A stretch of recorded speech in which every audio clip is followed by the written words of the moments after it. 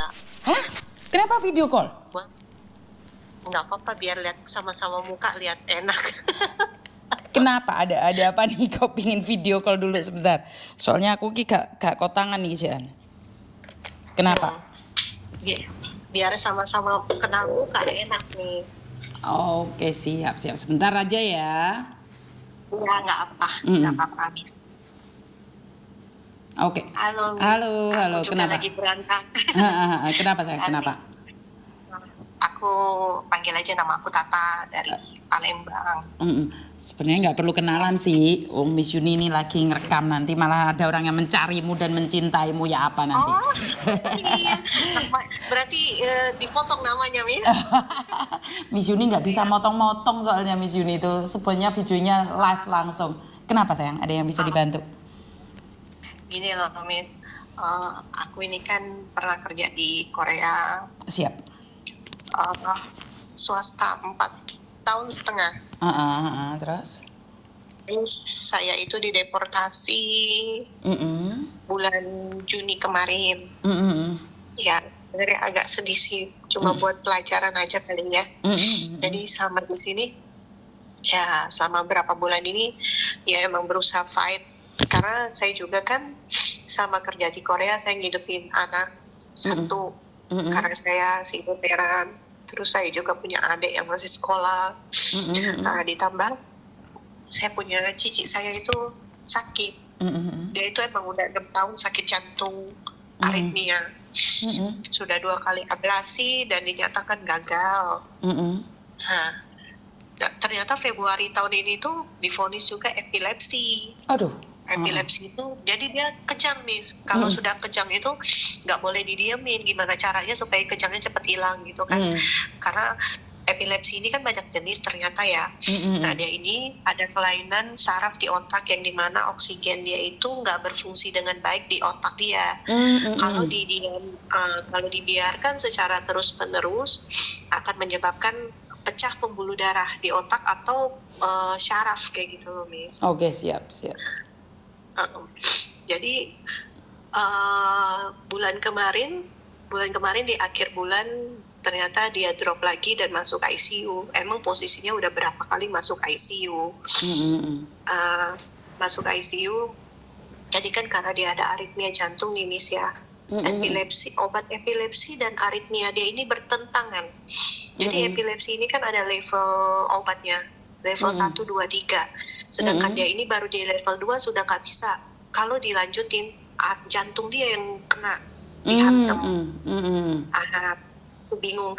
Makanya kan waktu aritmia ablasi gagal itu dokter menyarankan untuk 3 dimensi. 3 dimensi ablasi ini ada nih, Miss, tapi tidak ditanggung dengan BPJS. Di Indonesia ada, tapi tidak ditanggung dengan BPJS. Atau boleh disarankan untuk di Penang. Di Penang itu ya pasti kan sama dengan Indonesia, biaya pribadi nih, Miss ya.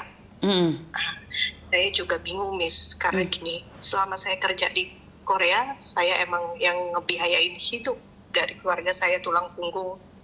Cuma posisi saya lagi kayak gini, saya juga kan buat hidup saya juga harus mikir dari sisa tabungan saya untuk anak saya sekolah, adik saya masih SMA.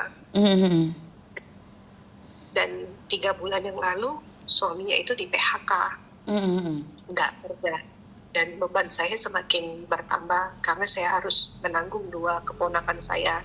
Sebenarnya bukan menanggung sih, cuma lebih membantu untuk makan, Miss. Saya itu ada rasa kecewa, kenapa ya? Saya jadi berpikir gini, untuk ablasi 3 dimensi ini membutuhkan biaya kan kurang lebih 200 juta lebih lah, Miss ya. Gitu, saya itu ada penggalangan dana di Kitabisa, saya coba. Karena kan sebagai manusia saya cuma bisa berusaha, benar nggak, Miss? Betul. Tapi kecewanya saya ini dari orang yang dulu, saya bukan berharap balas budi ya. Dari orang yang dulu sering saya bantu, teman-teman yang dekat dengan saya share linknya, saya cuma cukup berkata, bila berkenan tolong dibantu atau di-share setidaknya, bener nggak? Mana tahu nanti ada orang yang terbuka hatinya bisa ngebantu untuk donasi. Ternyata dari 1 pencet nggak ada yang dibales. Dan dari kebenaran, maaf nih Miss, saya ini Kristiani Miss ya. Kita juga aktif di gereja, mama saya aktif di gereja. Tapi ketika saya share link itu ke salah satu pendeta, itu pendeta cukup terkenal di Jakarta, saya diblokir. Saya diblokir tanpa bertanya maksudnya apa ya, atau oh yaudah saya bantu doa, kan itu lebih menyenangkan hati kan ya Miss ya. Tapi ini tidak sama sekali, dan saya diblokir. Dan akhirnya saya juga share ke pendeta setempat, dan itu nggak direspon sama sekali gitu loh Miss. Jadi saya berpikir, kenapa ya Miss ya, kok begini sekali ya. Saya sendirian, karena saya juga tipe orang yang nggak mau ngebebanin ke keluarga ya. Karena kita jujur, saya itu 5 saudara. Dari keluarga saya itu bukan keluarga yang ada gitu loh. Jadi saya juga serba bingung mau minta tolong kemana. Sedangkan kerabat saya nggak punya banyak teman Miss, karena emang saya itu orang yang agak tertutup gitu. Selama kerja di Korea pun keadaan tuh tidak baik, karena kenapa? Kita dekat sama orang bisa menusuk kita dari belakang. Kejadian saya beberapa kali mengajak teman untuk kerja bersama di tempat yang sama, tapi malah saya ujung-ujungnya keluar dari tempat kerja gitu loh. Dengan posisi saya kayak gini, saya bingung, justru bingung banget Miss. Kenapa? Ipar saya nggak kerja, ya mungkin makan saya sama anak saya masih punya sedikit tabungan saya Miss, sambil saya berusaha. Saya juga emang lagi berusaha untuk ibaratnya keluar lagi lah kemana gitu Miss. Lagi proses. Cuma saya berpikir untuk masalah cicit saya yang sakit setiap itu kejang Miss, kita sudah ngelakuin segala hal, CT scan, MRI, MRA, MRV, itu saya bingung hasilnya tuh bagus loh Miss. Bagus semua. Nah, dokter terakhir bilang kemungkinan waktu ablasi yang terakhir itu salah titik.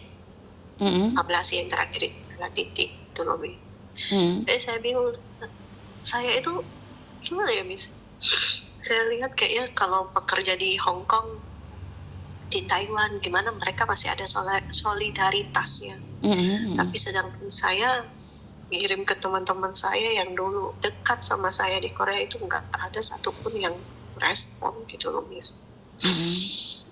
Jadi rasanya agak kecewa, mau cerita ke siapa saya bingung gitu. Saya sering ngikutin Miss Yuni kan, dari dulu saya sudah ngikutin. Tau nggak, sampai TikTok saya itu saya share kan, saking saya udah nggak punya pilihan ya Miss ya. Saya share ke artis-artis lah di TikTok itu, maksudnya cuma share link doang, sampai akun TikTok saya itu ditangguhkan. Saking bodohnya saya gitu loh. Aduh Miss, berat banget Miss, rasanya pengen hampir gila saya bener loh Miss. Oke. Dengan kondisi. Sebenarnya satu hal, saat kamu jatuh, percayalah Tuhan sedang menyediakan tempat yang terindah buat kamu. Tinggal kamu mampu tidak menerima semua kenyataan ini. Karena apa yang kamu rasakan, saya pernah merasakan itu. Dan iya, saat kita jatuh itu, lalat pun nggak mau mendekat, tahu nggak? Lalat aja nggak mau mendekat, setan aja lari gitu loh, paham nggak maksud saya? Jadi apalagi, maaf dalam konteks ini, beberapa orang, saya pernah juga ditinggalkan posisi sakit. Ya memang saya tidak ngomong sama keluarga saya kalau sakit ya, kebetulan keluarga saya sebenarnya solid, cuman saya tidak bercerita pada keluarga saya. Cuman orang-orang yang deket sama saya cuman minta doa sama mereka. Mereka semuanya hilang, tau nggak? Tiba-tiba mereka itu amnesia semua. Mereka hilang ingatan semua. Saya juga pernah datang ke salah satu tokoh agama yang selama ini saya menaruh perpuluhan, karena saya berpikir bahwa kalau saya menaruh perpuluhan di situ, suatu saat kalau saya butuh nih, saya juga akan dibantu. Setidak-tidaknya dalam doa saja. Tahu nggak saya ditinggalkan? Halo? Hilang. Halo? Halo?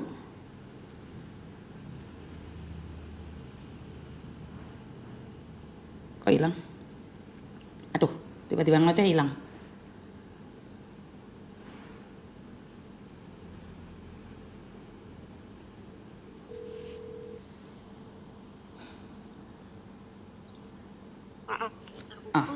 Nggak apa-apa. Saya pernah mengalami hal yang sama ya, dimana saat saya membutuhkan orang-orang di sekitar saya, mereka meninggalkan saya, bahkan meninggalkan saja nggak apa-apa, tapi saya masih dihujat habis-habisan. Dari situlah saya tahu bahwa kita tidak bisa mengharapkan dari bantuan dari manusia. Saat itu saya cuma sujud dan berdoa sama Tuhan bahwa saya pasti bisa nih, saya pasti kuat. Dan ya, saat itu semua orang menghilang dari saya, semua orang nggak tahu seperti apa. Tapi saya tetap berdiri, berusaha, dan puji Tuhan, alhamdulillah sampai saat ini saya bisa berdiri. Itu bukan karena pujian ataupun karena hinaan, karena saya pasrah sama Tuhan. Saya pernah loh ngarepin seseorang, karena di rantau ya, buat makan aja nggak ada. Saya mengharapkan orang-orang yang selama ini ada deket sama saya tiap bulan memberikan perpuluhan saat saya memiliki gaji, itu hilang. Ngerti nggak? Benar, ngerti, Miss. Tahu nggak sakitnya itu, wah, secara totalitas. Sakit banget, tahu nggak? Karena ekspektasi saya, mereka akan mendengarkan saya setidak-tidaknya didoain gitu loh. Yuni, kamu nggak apa-apa Yun, kamu baik-baik aja Yun. Nggak ada. Saat saya telepon mereka tengah malam, posisi saya sakit di rumah sakit, saya cuma minta, Pak doain saya dong, di reject tau nggak? Benar Miss, saya ngerasa sakit banget kayak begitu ya Miss ya. Tapi tahu nggak, kalau kita nyimpan sakit itu, pertolongan Tuhan nggak akan nyampe ke kita. Kenapa? Iya. Yang ada adalah dendam, kecewa, sakit hati. Dan disitulah setan-setan itu menumpangi hati kita agar membenci balik mereka.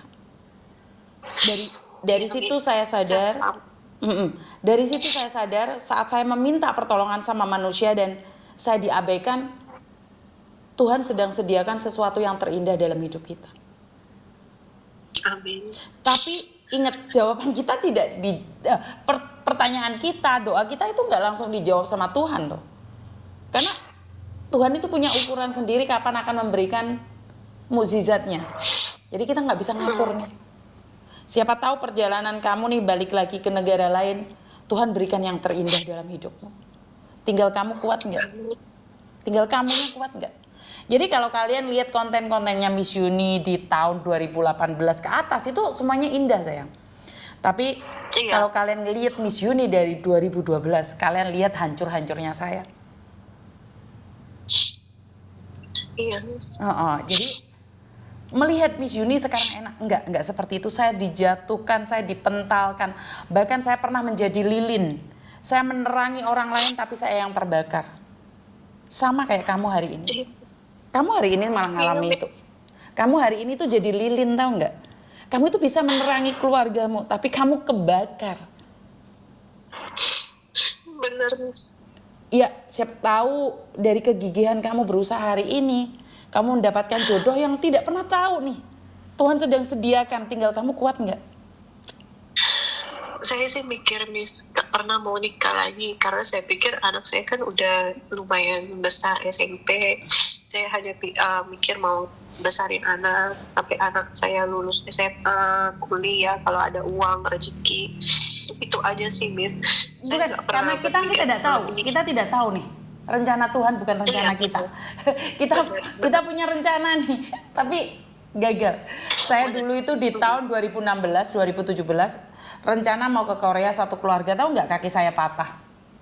Artinya adalah rencanamu bukan rencana Tuhan. Ada kan di Alkitab. Bener nggak? Jadi ya kita belajar aja. Hari ini kamu hanya butuh apa?